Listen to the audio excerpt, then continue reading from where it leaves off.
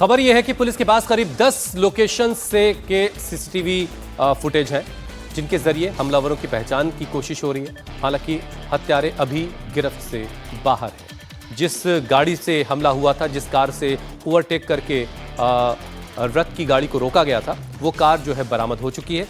लेकिन डीजीपी की तरफ से बताया गया कि उस पर फेक नंबर प्लेट थी। मतलब ये कि अभी थोड़ा और वक्त लग सकता है। कई जांच एजेंसीज लगातार इस मामले की जांच में जुटी हुई है। कल रात में यह हत्या की गई जब शुभेंदु अधिकारी के पीए अपने घर की तरफ जा रहे थे। उनकी गाड़ी को ओवरटेक किया गया, गाड़ी को रोका गया और उसके बाद अंधाधुंध फायरिंग कर दी गई। इसमें पीए को गोली लगी और उनके ड्राइवर को गोली लगी। चंद्रनाथ रथ और उनके ड्राइवर दोनों जख्मी हुए। दोनों को अस्पताल पहुंचाया गया, लेकिन इलाज के दौरान चंद्रनाथ रथ ने दम तोड़ दिया और ड्राइवर गंभीर हालत में अस्पताल में अभी भर्ती है। ये मर्डर कल रात 10:30 से लेकर 11 बजे के बीच हुआ है, जब शुभेंदु के पीए नॉर्थ 24 परगना में अपने घर की तरफ जा रहे थे।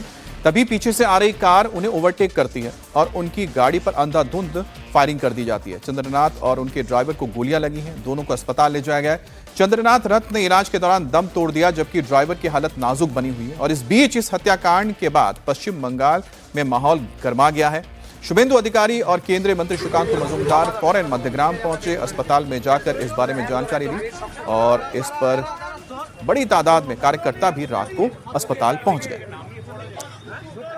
बीजेपी के कई विधायक भी अस्पताल पहुंचे, बहुत सारे लोग अस्पताल पहुंचे। आज चंद्रनाथ रथ का पोस्टमार्टम किया जाना है। पोस्टमार्टम रिपोर्ट के बाद ये पता चलेगा कि उन्हें कुल कितनी गोलियां लगी थी जिनकी वजह से उनकी जान गई। पुलिस हमलावरों की तलाश कर रही है। वारदात वाली जगह के सीसीटीवी फुटेज को खंगाला जा रहा ताकि हमलावरों की पहचान हो सके। दूसरी तरफ सुरक्षा को देखते हुए शुभेंदु अधिकारी के काफिले में अब एक बुलेट प्रूफ फॉर्च्यूनर को ऐड कर दिया गया, जोड़ दिया गया।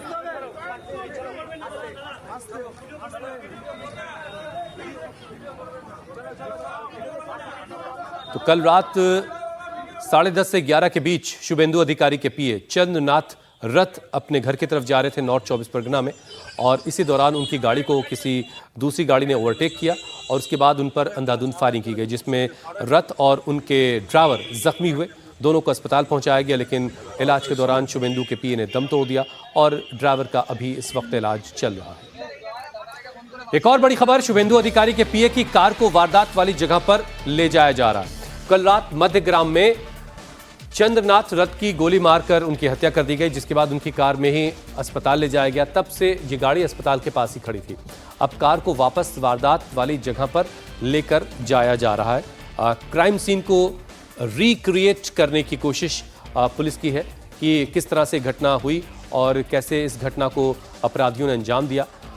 जितने भी सीसीटीवी फुटेज हैं उसके आसपास, लोकेशन के आसपास के, उसे पुलिस ने जब्त कर लिया है और अब उन्हें खंगाला जा रहा है ताकि ट्रैक किया जा सके। पहली कोशिश तो यह है कि शिनाख्त हो सके, अपराधियों की पहचान हो सके कि कौन लोग हैं जिन्होंने इस घटना को अंजाम दिया, और फिर उनकी तलाश की जा सके, उन्हें ट्रैक करके पकड़ा जा सके।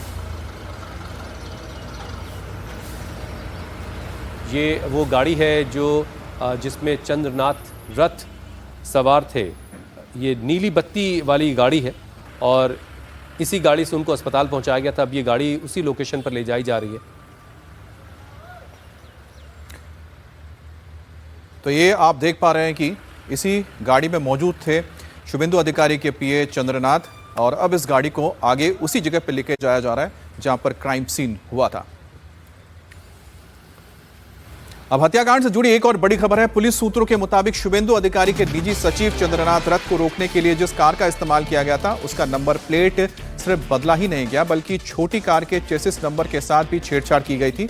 इस वजह से पुलिस इसके पीछे बड़ी साजिश की आशंका जता रही है, क्योंकि चेसिस नंबर को बदलना आसान नहीं होता है और हत्यारों ने पूरी कोशिश की कि उनका कोई सुराग ना मिल सके। यही वो छोटी स्मॉल कार है जिसका इस्तेमाल बताया जा रहा है कि चंद्रनाथ की गाड़ी को रोकने के लिए किया गया था। यही गाड़ी उनके कार के सामने आ गई थी, जिसके बाद गाड़ी रोकनी पड़ी और पीछे से आ रहा जो हमलावर था बाइक में, उसने सीधा बहुत ही करीब से शीशे में बंदूक सटाकर एक के बाद एक कई गोलियां चंद्रनाथ के ऊपर फायर कर दी।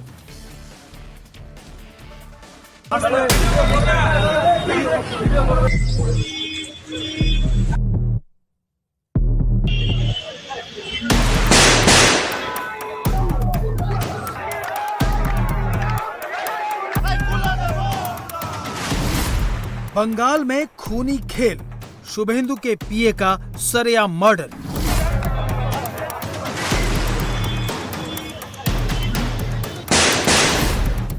पीए की गाड़ी रुकवाई, ताबड़तोड़ गोलियां चलाई। शपथ से पहले शुभेंदु को बड़ा चैलेंज। पश्चिम बंगाल के नॉर्थ 24 परगना में बीजेपी नेता शुभेंदु अधिकारी के पीए चंद्रनाथ रथ की 11:30 बजे गोली मारकर हत्या कर दी गई। चंद्रनाथ रथ इसी गाड़ी में सवार थे। बाइक पर सवार हमलावरों ने उनकी कार पर ताबड़तोड़ फायरिंग शुरू कर दी। चंद्रनाथ रथ हमले में घायल हो गए। गाड़ी चला रहा ड्राइवर भी घायल हो गया। आनन फानन में रथ को अस्पताल पहुंचाया गया, जहां इलाज के दौरान उनकी मौत हो गई। चंद्रनाथ रथ की मौत के साथ ही पूरे बंगाल में सनसनी फैल गई। गाड़ी पर लेजिस्लेटिव ड्यूटी का स्टिकर लगा था, यानी पहचान साफ थी। चंद्रनाथ रथ स्कॉर्पियो गाड़ी से नॉर्थ 24 परगना में मध्यम ग्राम इलाके से होते हुए सिलीगुड़ी की तरफ जाने वाले NH-12 पर जा रहे थे। जैसोर रोड पर दोहरिया इलाके के पास बाइक सवार बदमाशों ने उनकी गाड़ी को घेरा। एक कार और बाइक सवार पहले से रथ की गाड़ी का पीछा कर रहे थे। कार ने चंद्रनाथ की गाड़ी को ओवरटेक करके रुकवाया। बाइक सवार हमलावरों ने रथ की गाड़ी पर फायरिंग शुरू कर दी। चंद्रनाथ को निशाना बनाते हुए कई राउंड फायरिंग की गई। पुलिस के मुताबिक चंद्रनाथ की छाती और सिर पर गोलियां लगी हैं। इस फायरिंग में शुभेंदु के पीए और उनके ड्राइवर गंभीर रूप से घायल हो गए। दोनों को गंभीर हालत में नजदीकी अस्पताल ले जाया गया। चंद्रनाथ के इलाज के दौरान मौत हो गई। शुभेंदु अधिकारी के पीए के सरेआम मर्डर से हर कोई सकते में आ गया। देखते ही देखते अस्पताल में बीजेपी नेताओं और कार्यकर्ताओं की भीड़ उमड़ पड़ी। खुद शुभेंदु अधिकारी अस्पताल पहुंचे। केंद्रीय मंत्री सुकांतो मजूमदार भी अस्पताल पहुंचे। 20 से ज्यादा विधायक भी अस्पताल पहुंच गए। शुभेंदु ने इसे प्री प्लान मर्डर करार दिया और दावा किया कि अपराधियों को छोड़ा नहीं जाएगा। हम लोग इंतजार करेगा। पुलिस ने कुछ ना कुछ क्लू को मिला है, पुलिस ही कार्रवाई करेगा। डीजीपी देख रहा है 15 साल का महाजंगल राज का एक कुफल का नतीजा है। बीजेपी सरकार जब पिकअप कर लेगा तब धीरे धीरे गुंडा को सफाई करने का काम शुरू हो जाएगा। थोड़ा इंतजार। पश्चिम बंगाल में शपथ से पहले मर्डर ने जितनी सनसनी फैलाई है, उससे ज्यादा चौंका दिया है। पुलिस के बड़े बड़े अफसर अस्पताल पहुंचे, मौका वारदात पर गए। खुद डीजीपी अस्पताल पहुंचे। पुलिस के मुताबिक हत्या में इस्तेमाल की गई गाड़ी को सीज कर लिया गया है। गाड़ी में फर्जी नंबर प्लेट लगी हुई थी। कार पर चलाई गई गोलियों के खोखे भी बरामद कर लिए गए हैं। सीसीटीवी के आधार पर हत्यारों की पहचान की जा रही है। हम लोगों ने केस का इन्वेस्टिगेशन स्टार्ट किया हुआ है। जो व्हीकल, जो 4 व्हीलर उस क्राइम में इस्तेमाल हुआ था, उसको हम लोगों ने सीज किया हुआ है। लेकिन जो पता चल रहा है इन्वेस्टिगेशन में, गाड़ी का नंबर टेम्पर्ड किया हुआ है और हम लोगों ने वहाँ पर फायर्ड कार्ट्रिजेज और लाइव राउंड जो इस्तेमाल करे गए थे उनको वहाँ से सीज किया है।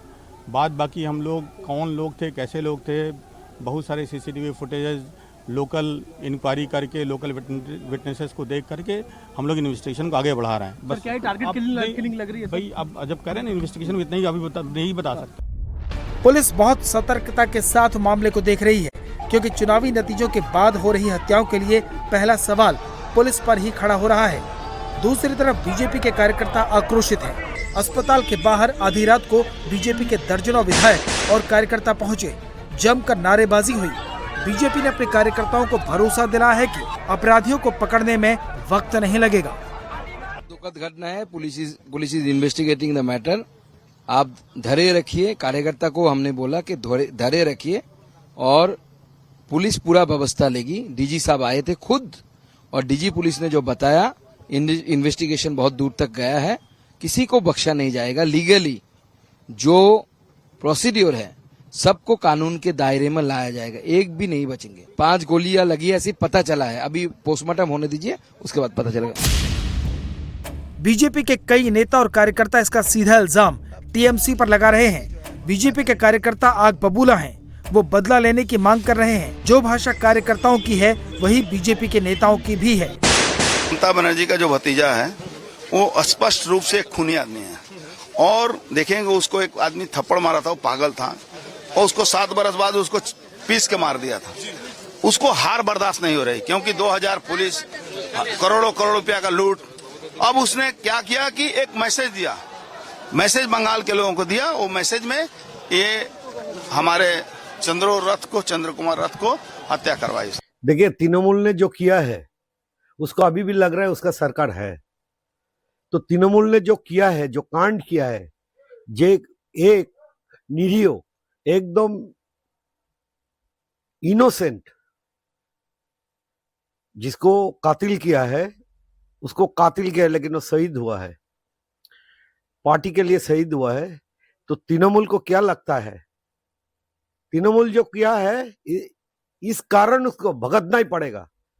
अब निश्चिंत रहिए, उसको भुगतना ही पड़ेगा, चाहे कोई भी हो, पाताल में रहे, उसको ढूंढ के लाएंगे। मर्डर की खबरों के बीच में ही टीएमसी ने हत्या की निंदा करते हुए पूरी वारदात की सीबीआई जांच की मांग कर दी।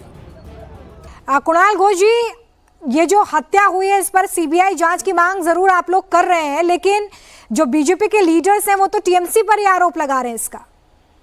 देखिए, जो हुआ बहुत बुरा हुआ, बहुत बुरा हुआ। हम लोग स्ट्रांगली कंडेम कर रहे हैं। हम भाजपा लीडर्स को उसको जो सेंटिमेंट मैं समझ रहा हूं, अभी वो तो पॉलिटिकल आरोप है, उसका जो सेंटिमेंट है तो उससे वो ये आरोप लगा रहे हैं, लेकिन बहुत बुरा हुआ। शुभेंदु अधिकारी वो नाम है जिन्हें पश्चिम बंगाल में नए सीएम के तौर पर देखा जा रहा है।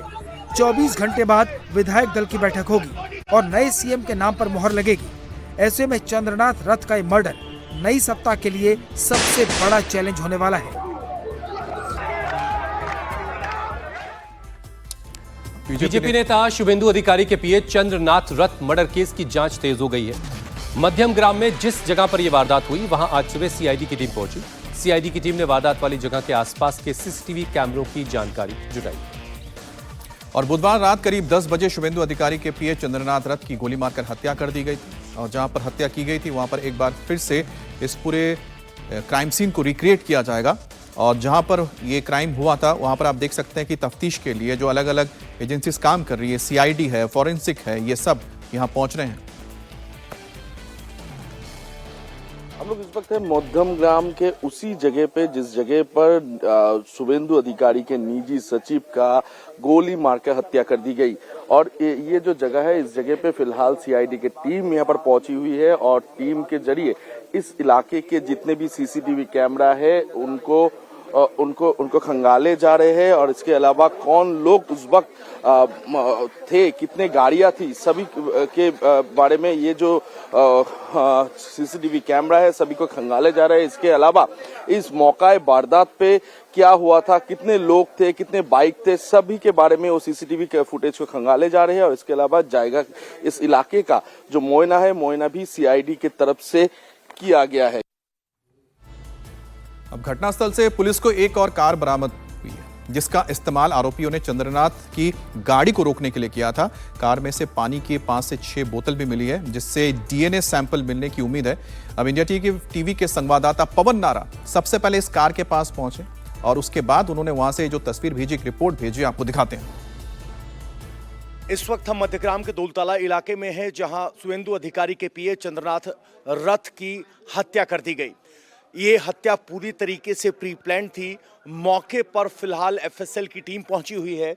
ये अगर आप गाड़ी देखेंगे, इस गाड़ी का इस्तेमाल यहाँ पर चंद्रनाथ रथ की गाड़ी को रोकने के लिए किया गया और उसके बाद हत्यारे आए जो कि बाइक पर सवार थे और नज़दीक से गोली मार दी। अगर आप देखेंगे तो यहाँ अभी फोरेंसिक की टीम आई है और सभी दस्तावेज या कहें कि फोरेंसिक एविडेंस यहाँ से जुटाए जा रहे हैं। अगर गाड़ी का नंबर आप देखेंगे WB774AK2270 और पुलिस की शुरुआती जांच में पता चल रहा है कि ये गाड़ी टेम्पर्ड नंबर प्लेट के साथ थी।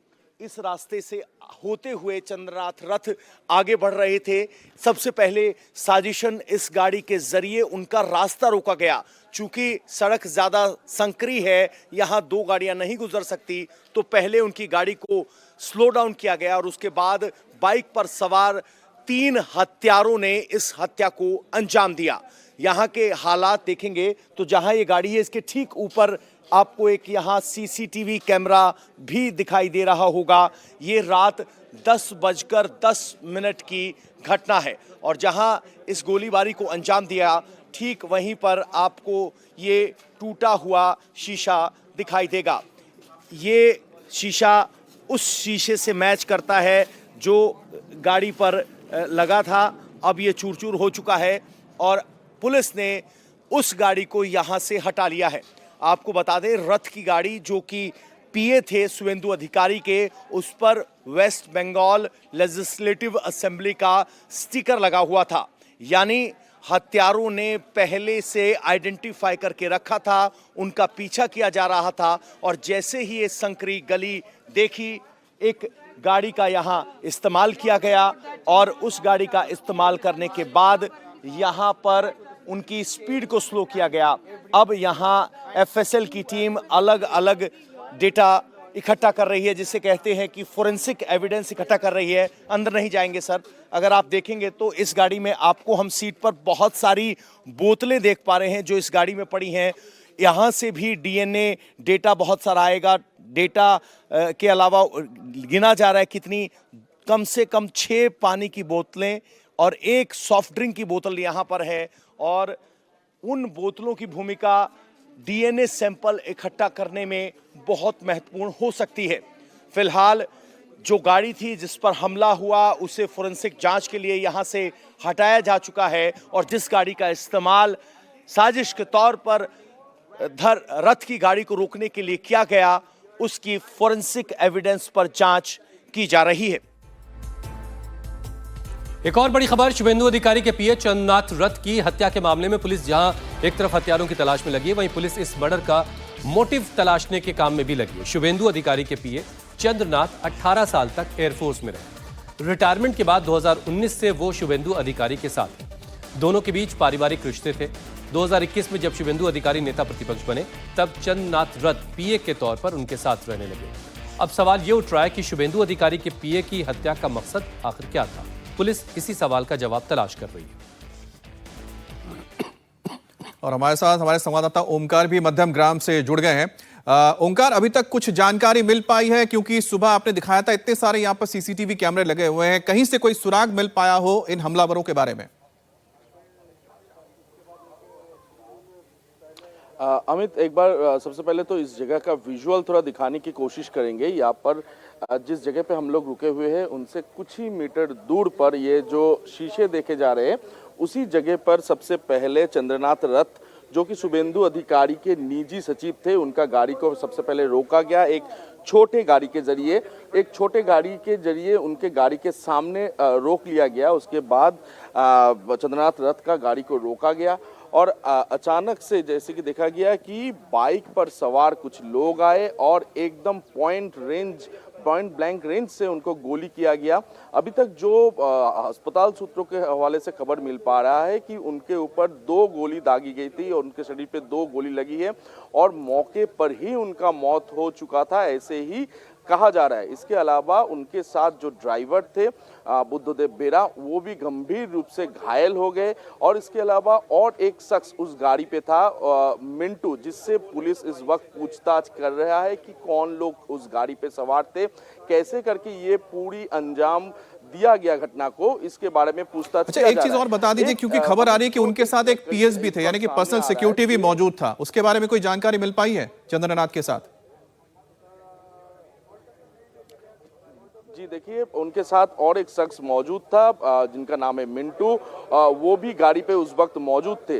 तो पुलिस के द्वारा उनसे भी जांच पड़ताल किया जा रहा है, पूछताछ किया जा रहा है कि कौन लोग उस वक्त गाड़ी में सवार होके आए, बाइक पे सवार होके आए, क्या उनके चेहरे ढके हुए थे, क्या वो हेलमेट पहने हुए थे, ये तमाम जितने भी सवाल है वो सवाल किया जा रहा है। लेकिन एक अहम कड़ी जो इसमें है वो है कि चंद्रनाथ रथ को जिस छोटे गाड़ी के जरिए रोका गया था, उस गाड़ी का नंबर प्लेट ही टेम्पटेड नहीं किया गया था। इसके अलावा उनके गाड़ी में जो चेचिस नंबर थे उस नंबर के साथ भी छेड़छाड़ किया गया था, यानी कि ये पूरी एक साजिश के तहत ये पूरी घटना हुई है। मैं एक बार बात करने की कोशिश करूंगा दादा एक बार आप उस वक्त थे क्या हुआ था घटना थोड़ा बताइए। अच्छा ठीक है। मेरा नाम है सुशांत सरकार। सुशांत सरकार, हमने रात 10-20 बजे तक हमने इधर स्टेट डॉग को खिला रहा था। अच्छा, तभी स्टेट डॉग को खिलाते खिलाते तभी एक आदमी बोल के चिल्ला रहा था जो गोली मार दिया गया। अच्छा, तो हमने बोला किसको? बोला जो उधर देखो गाड़ी खड़ा है, उस गाड़ी में गोली मार दिया गया। तो हमने दौड़ के आया, आके देखा स्कॉर्पियो को ब्लॉक करके एक ऑल्टो कार है। और स्कॉर्पियो के अंदर 2 आदमी गोली लग के पड़ा है और एक आदमी रो रहा था। तो हमने बोला क्या हुआ? वो डर के मारे दरजा भी नहीं खुल रहा था कार का। तो हमने बोला दरजा खोलो, बहुत डरने के बाद नहीं हम है। तो दरजा खोल के देखा, एक सामने एक कार के पीछे में पड़ा है, उनको खून निकल रहा था बहुत। और वो सामने ड्राइवर के सीट में एक आदमी रो रहा था, सर आपको ये क्या हुआ गया? तो हमने बोला हमने देखा अभी तक जिंदा है। तब बोला हमने तुरंत बोला जो आगे तुरंत जल्दी से हॉस्पिटल लेके जाओ, जिंदा है।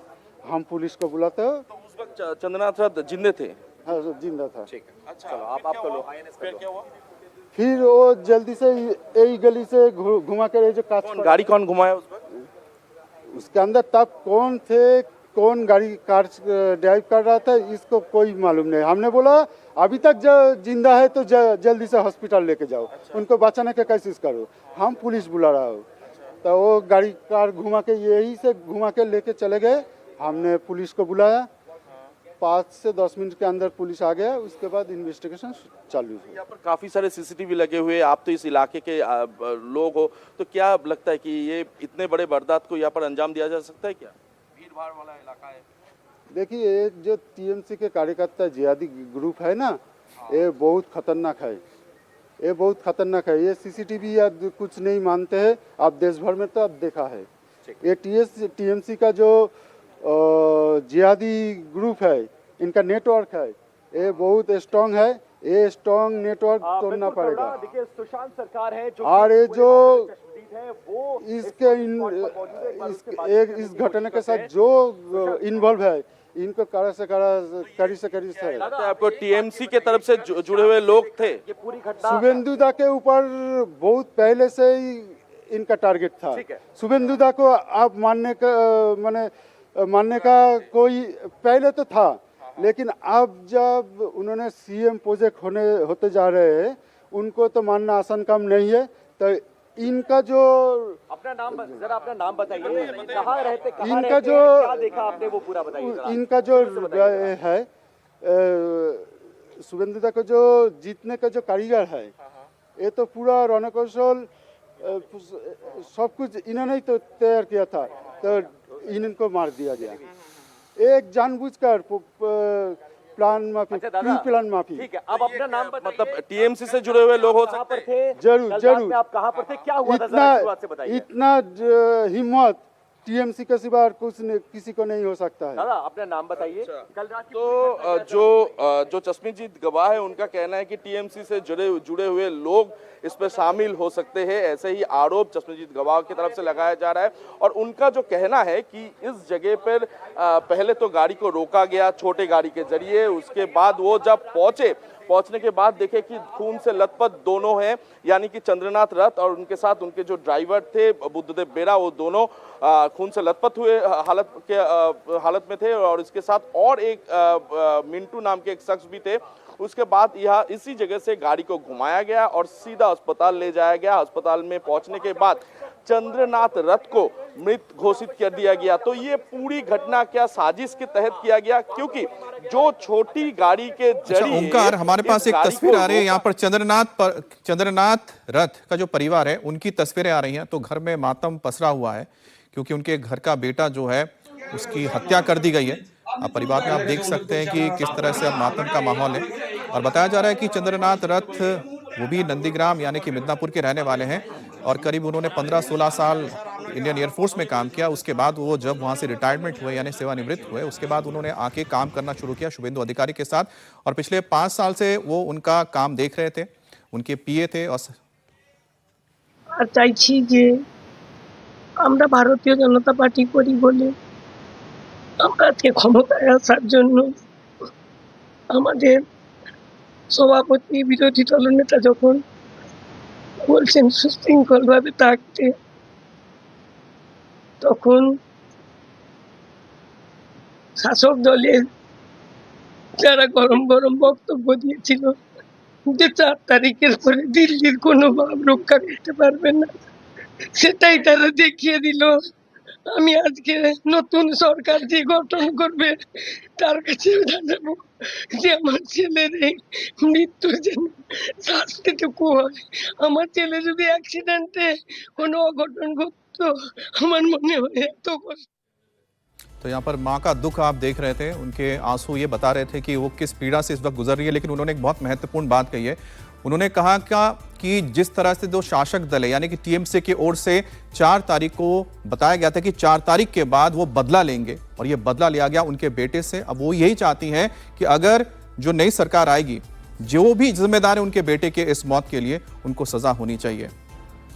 और इस बीच शुभेंदु अधिकारी के पीए के मर्डर को लेकर टीएमसी की तरफ से बयान आया है। टीएमसी ने चंद्रनाथ रथ की हत्या की निंदा की और इसकी जांच सीबीआई से करवाने की मांग की। टीएमसी ने एक बयान जारी करके कहा है, चुनाव के नतीजों के बाद बीजेपी और टीएमसी के जितने कार्यकर्ताओं की हत्या हुई है उसकी जांच सीबीआई से करवाई जानी चाहिए।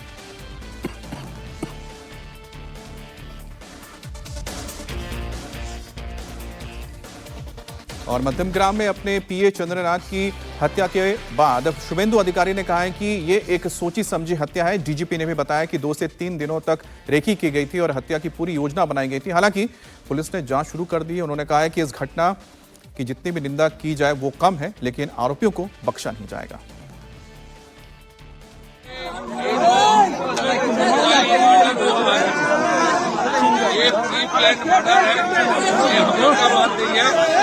पुलिस का डीजीपी का बात 2-3 दिन रेकी करके फुल प्री प्लान मर्डर।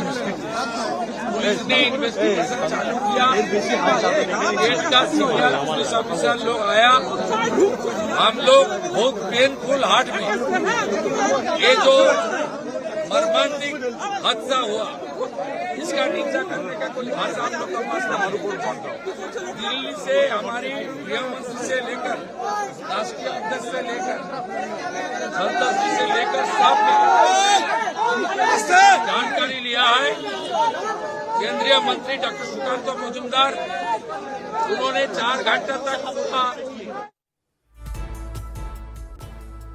और वहीं पश्चिम बंगाल के बशीरहाट में बीजेपी कार्यकर्ता को गोली मार दी गई। जानकारी के मुताबिक बशीरहाट में गोटरा इलाके में बीजेपी कार्यकर्ता रोहित राय पार्टी का झंडा लगा रहे थे, जिसे लेकर कुछ लोगों ने उन पर हमला कर दिया। हालांकि मौके पर मौजूद लोगों ने उन्हें गंभीर हालत में अस्पताल पहुंचा दिया, जहां उनका इलाज किया जा रहा है। इस घटना के बाद मौके पर पहुंची पुलिस मामले की जांच कर रही है।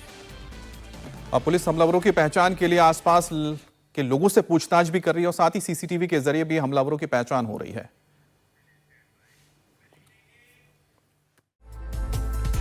आज ऑपरेशन सिंदूर का 1 साल पूरा हो गया है। पीएम मोदी ने सोशल मीडिया प्रोफाइल पर अपनी तस्वीर बदल दी है। पीएम मोदी ने ऑपरेशन सिंदूर की इस पर तस्वीर लगाई है। तो 1 साल पहले आज ही के दिन भारत ने उन मासूम लोगों की हत्या का बदला लिया था जिन्हें पहलगाम में मौत के घाट उतार दिया गया था।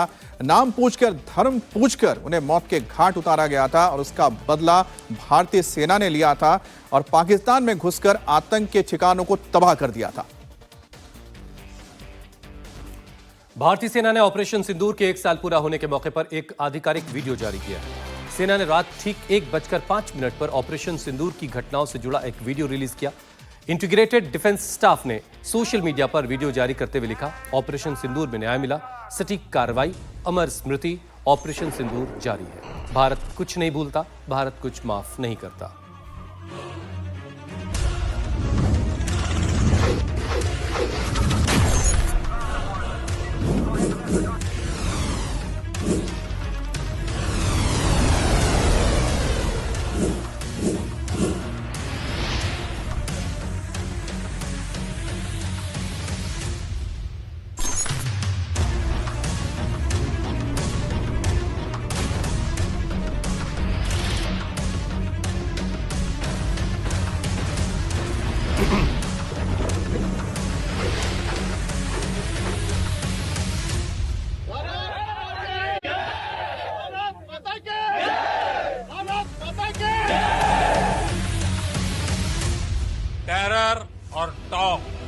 एक साथ नहीं हो सकते। टेरर और ट्रेड एक साथ नहीं चल सकते। और ऑपरेशन सिंदूर के 1 साल पूरे होने पर आज से जयपुर में 2 दिन का भारतीय सेना का बड़ा सम्मेलन भी शुरू हो रहा है। जॉइंट कमांडर्स कॉन्फ्रेंस आयोजित किया जा रहा है। इसमें रक्षा मंत्री Rajnath Singh, CDS general Anil Chauhan, army chief general Upendra Dwivedi, air force chief air chief marshal AP Singh और navy chief admiral Dinesh Tripathi भी हिस्सा लेंगे। इस बैठक में पिछले ऑपरेशंस की समीक्षा की जाएगी और भविष्य की रणनीति पर चर्चा होगी। बिहार में आज होगा सम्राट कैबिनेट का विस्तार। नीतीश के बेटे निशांत कुमार को भी शपथ के लिए कॉल आया है। दिलीप जायसवाल, संजय टाइगर और लेसी सिंह को भी फोन आया है। श्रवण कुमार, शैलेंद्र और केदार गुप्ता को भी फोन पहुंचा है। विजय सिन्हा, प्रमोद चंद्रवंशी, मिथिलेश को भी फोन मिला है। लखेंद्र पासवान, नीतीश मिश्रा को भी फोन पहुंचा है। श्रेयसी सिंह को भी फोन गया है शपथ के लिए। जेडीयू नेता रत्नेश सदा ने फोन आने की पुष्टि की है। आरएलएम से उपेंद्र कुशवाहा के बेटे दीपक प्रकाश के पास भी फोन गया। मांझी की पार्टी से संतोष सुमन के पास भी शपथ के लिए फोन पहुंचा। तो लखेंद्र पासवान, नीतीश मिश्रा, इन सभी को फोन आया है, लेकिन सबसे इसमें चर्चित नाम है निशांत कुमार का, यानी कि नीतीश कुमार के बेटे। अब ना सिर्फ राजनीति में पूरी तरह से एक्टिव है बल्कि मंत्रिमंडल में भी वो शपथ ग्रहण करेंगे। अब देखना होगा कि उन्हें कौन सा ये मंत्रालय दिया जाता है। जैसे कि पहले ही अटकलें लग रही थी कि निशांत कुमार को सबसे पहले इसके लिए तैयार किया जा रहा है और हो सकता है कि आने वाले वक्त में उनको डिप्टी सीएम की कुर्सी भी दी जाए। तो अब देखना होगा कि उनको कौन सा मंत्रालय मिलता है। इसके अलावा जो नाम है वो भी आपको बता देते हैं जिन्हें फोन आया है, जिसमें दिलीप जायसवाल है, संजय टाइगर है, लेसी सिंह को भी फोन आया है। तो आज सम्राट कैबिनेट का विस्तार होने जा रहा है। प्रधानमंत्री मोदी भी आज यहां पर पहुंचेंगे और एयरपोर्ट से लेके गांधी मैदान तक प्रधानमंत्री मोदी का एक बड़ा रोड शो भी देखने को मिलेगा। और प्रधानमंत्री मोदी थोड़ी ही देर में पटना पहुंचने जा रहे हैं। इसके अलावा गृह मंत्री अमित शाह कल ही पहुंच चुके थे पटना। पटना के गांधी मैदान में होने वाले सम्राट सरकार के मंत्रिमंडल विस्तार में शामिल होने के लिए गृहमंत्री अमित शाह पटना पहुंच चुके हैं। बीजेपी अध्यक्ष नितिन नवीन ने और सम्राट चौधरी के साथ पटना के राजवंशी नगर स्थित पंच रूपी हनुमान मंदिर में जाकर अमित शाह ने पूजा अर्चना की है। उसकी तस्वीरें आप देख रहे हैं। सम्राट चौधरी अमित शाह हैं। आज सम्राट चौधरी के मंत्रिमंडल के विस्तार के लिए प्रधानमंत्री नरेंद्र मोदी, गृहमंत्री अमित शाह, रक्षा मंत्री राजनाथ सिंह, जेपी नड्डा, नीतीश कुमार, उपेंद्र कुशवाहा, चिराग पासवान समेत बीजेपी और एनडीए के कई बड़े नेता मौजूद रहेंगे। पटना के गांधी मैदान में मंत्रिमंडल की बड़ी तैयारी की गई है। मंत्रिमंडल विस्तार की सम्राट कैबिनेट के विस्तार से पहले पटना में आज प्रधानमंत्री का एक रोड शो भी है। पटना एयरपोर्ट से लेकर गांधी मैदान तक प्रधानमंत्री का रोड शो होगा। इस दौरान जगह जगह उनके स्वागत के लिए तैयारियां भी की गई हैं। पीएम गाड़ी में बैठे रहेंगे और जगह जगह लोग उनका स्वागत करते रहेंगे। बिहार में मंत्रिमंडल विस्तार में प्रधानमंत्री नरेंद्र मोदी भी आ रहे हैं और उनके स्वागत को लेकर जोरदार तैयारियां की गई हैं। रोड शो किया जा रहा है। एयरपोर्ट से लेकर गांधी मैदान तक जाने के रास्ते में प्रधानमंत्री का हर जगह स्वागत किया जाएगा। और बीजेपी दफ्तर के ठीक सामने ये बीजेपी दफ्तर है और यहाँ पर भी देखिए काफी सजावट की गई है। और ठीक सामने की ये सड़क वीरचंद पटेल पथ, इसके रास्ते में कई जगहों पर मंच बनाए गए हैं और यहाँ पर देखिए स्वागत किया जा रहा है। जब प्रधानमंत्री इस रास्ते से गुजरेंगे तो इसी रास्ते में अलग अलग जगह पर स्वागत किया जाएगा।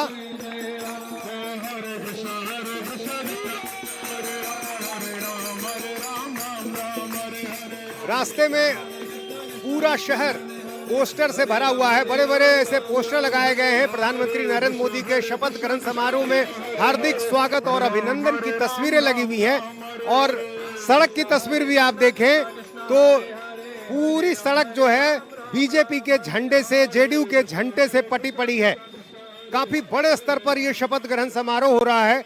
बंगाल में मिली जीत के बाद बिहार में इस शपथ ग्रहण को भी काफी भव्य किया जा रहा है। और जाहिर है जब प्रधानमंत्री नरेंद्र मोदी, अमित शाह समेत बीजेपी के तमाम बड़े नेता यहां पर पहुंच रहे हैं तो तैयारियां भी बड़े स्तर पर की गई हैं।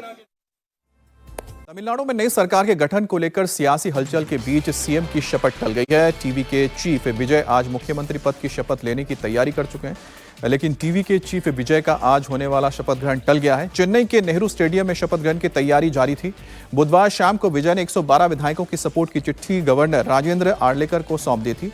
और सरकार बनाने का दावा भी पेश कर दिया था, लेकिन 234 सदस्यों वाली तमिलनाडु विधानसभा में बहुमत के लिए 118 विधायकों का समर्थन चाहिए, यानी कि विजय अभी भी 6 सीट दूर है इस बहुमत से। इसलिए उनके शपथ ग्रहण पर फाइनल फैसला नहीं हो पाया है। जब विजय 118 विधायकों के समर्थन की चिट्ठी गवर्नर को देंगे तभी उन्हें सरकार बनाने का न्योता मिलेगा।